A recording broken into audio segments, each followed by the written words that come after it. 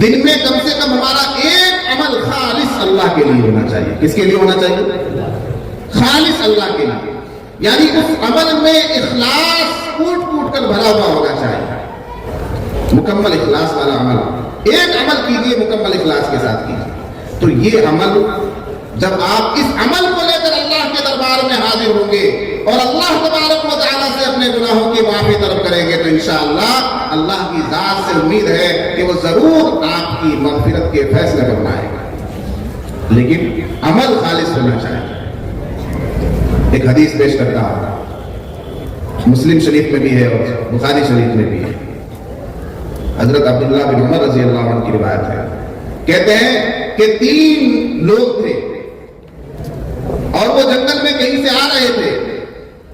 اچانک آندھی آئی, تیز ہوا آئی, بارش کا سما بندھا اور وہ اس سے بچنے کے لیے ایک غار میں جا کر انہوں نے پناہ لی. 3 لوگ تھے, تینوں جا کر ایک غار میں گھس گئے بارش سے بچنے کے لیے, آندھی سے بچنے کے لیے. تھوڑی دیر میں اس غار کے منہ پر ایک چٹان آئی اور اس غار کا منہ بند ہو گیا. وہ چٹان اتنی مضبوط, اتنی طاقتور, اتنی بھاری کہ وہ ہٹائے نہ ہٹے. تینوں لوگ ہٹائیں تو نہ ہٹے. اب وہ پریشان ہو گئے کہ کیسے نکلا جائے گا. سانس تو آ رہی تھی لیکن اس سے نکلنا بھی تو ہے. اندر نہ کھانا ہے, نہ اجالا ہے, نہ پانی ہے, باہر نکلنا ضروری ہے. تو تینوں لوگوں نے مشورہ کیا کہ کیا کیا جائے. تو اب یہاں پر عمل کی بات آتی ہے. تینوں نے اپنے اعمال کا محاسبہ کیا, اپنے عمل کا جائزہ لیا اور کہا کہ دیکھو کوئی نہ کوئی عمل تمہارے پاس اخلاص والا ہونا چاہیے.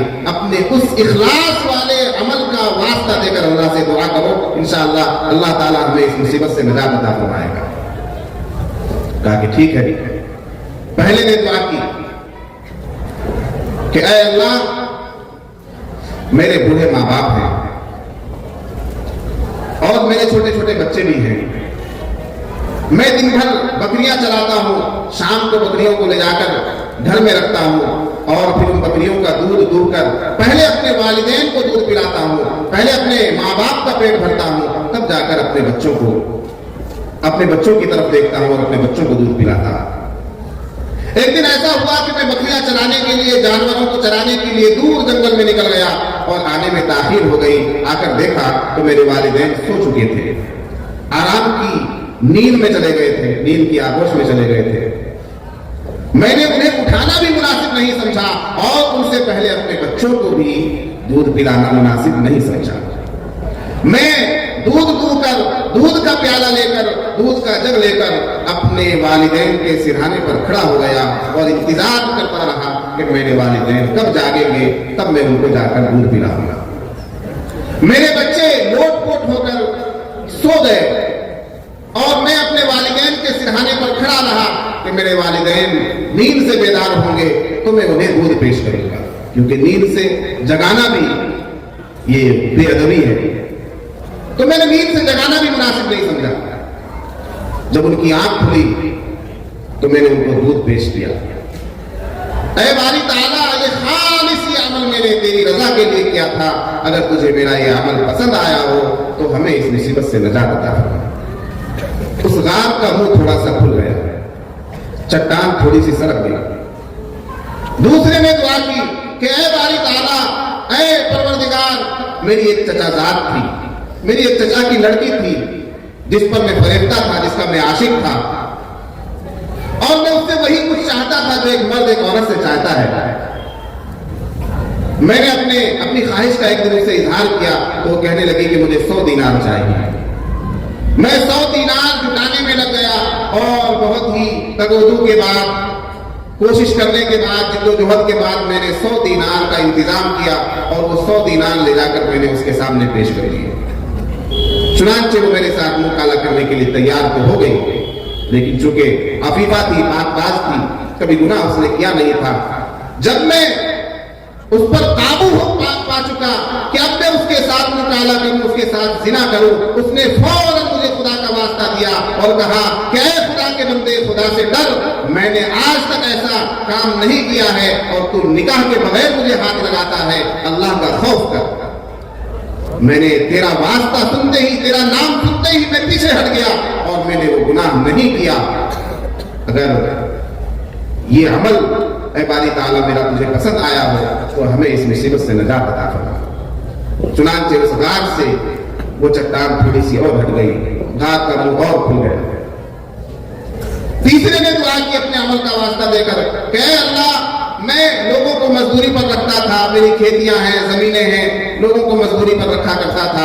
एक दिन मैंने एक मजदूर को उजरत पर रखा, दिन भर उससे मजदूरी कराई, दिन भर उससे काम लिया।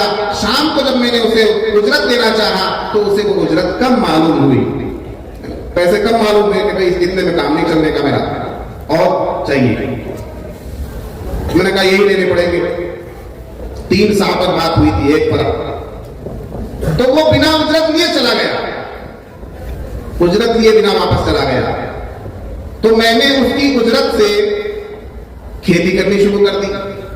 उस खेती में इतनी बरकत हुई कि बहुत से गल्ले और बहुत सा अनाज पैदा हुआ और फिर उन्हें बेचकर मैंने जानवर खरीदे।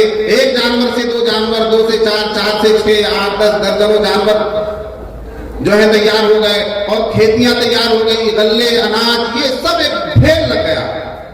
उसकी उजरत से एक बड़ा असासा तैयार हो गया, एक बड़ा सरमाया सामने आया। कई साल के बाद फिर वो लौट कर आता है, जिसने मजदूरी की थी, कई साल के बाद वो लौट कर आता है और कहता है कि अल्लाह का खौफ कर मेरी मजदूरी नहीं देने का। मेरी मजदूरी कब देगा? अच्छा मजदूरी चाहिए, मैंने तो तेरी मजदूरी अलग कर रखी थी, लेकिन उसमें तो अब बढ़ोतरी हो गई है।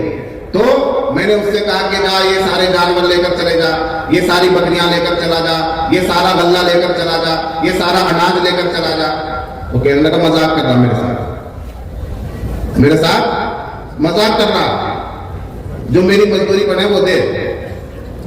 कहा भाई मजाक नहीं कर रहा, ये सारा कुछ तेरा ही है।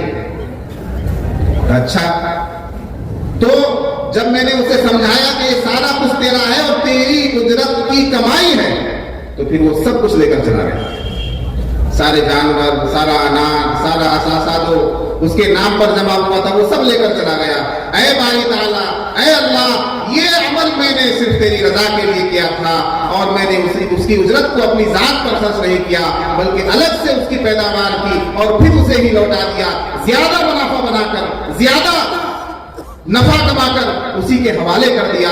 ऐ बारी ताला, अगर मेरा यह अमल तुझे पसंद आया हो तो हमें इस मुसीबत से नजात अता फरमा। चुनांचे उस गार का मुंह पूरा खुल गया, वो चट्टान हट गई, गार का मुंह खुल गया और वो तीनों के तीनों बाहर आ गए, तीनों को नजात मिल गई।